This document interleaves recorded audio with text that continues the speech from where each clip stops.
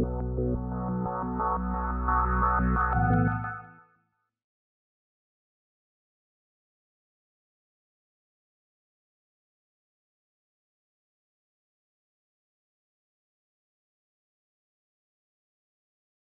de recevoir TV5 Monde. Est-ce que la Côte d'Ivoire est prête aujourd'hui à accueillir ces Jeux de la francophonie? Notre pays s'honore de pouvoir accueillir ces Jeux de la francophonie qui sont à la 8e édition. Parce que pour nous, c'est une grande opportunité pour partager ce que nous avons comme conception de la fraternité, de l'amitié et de l'hospitalité entre les nations du monde et entre les peuples du monde. Alors, il y a une question essentielle aujourd'hui qu'on vous a certainement posée à plusieurs reprises, c'est comment sera assurée la sécurité de ces Jeux, autour du village des Jeux et autour des sites devant accueillir les différentes compétitions. La Côte d'Ivoire attache une importance capitale à la sécurisation de ces Jeux. C'est pourquoi les ministres en charge de la sécurité intérieure, de la défense et de la mise en œuvre de tous les mécanismes qui protègent aussi bien les citoyens ivoiriens que les invités sont à pied d'œuvre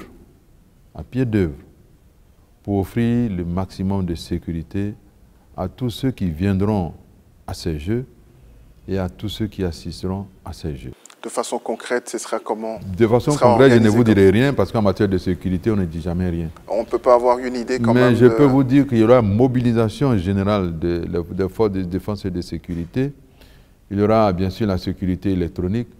Il y a ce que vous verrez et ce que vous ne verrez pas. Parce que c'est un enjeu majeur pour notre pays. Il y a également l'épineuse question du transport des délégations.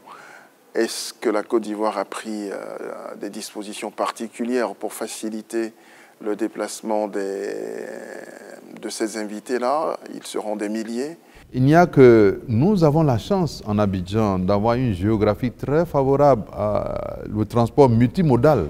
Ainsi, nous aurons aussi des transports lagunaires qui seront exploités par deux nouvelles sociétés qui viennent d'être mises en place, qui ont été créés et qui sont dotés de bateaux de transport de grande capacité et de grande qualité.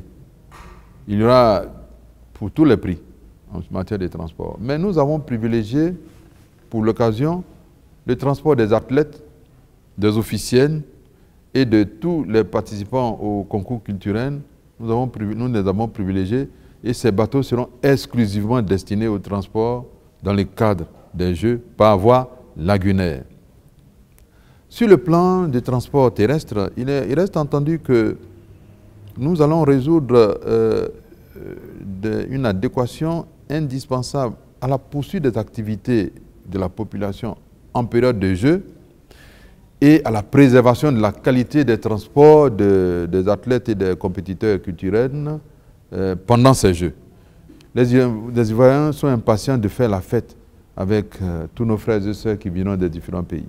Alors, justement, en parlant de cette fête-là, quel message la Côte d'Ivoire qui accueille le monde francophone, le monde sportif et culturel francophone, veut-elle envoyer à ce monde-là?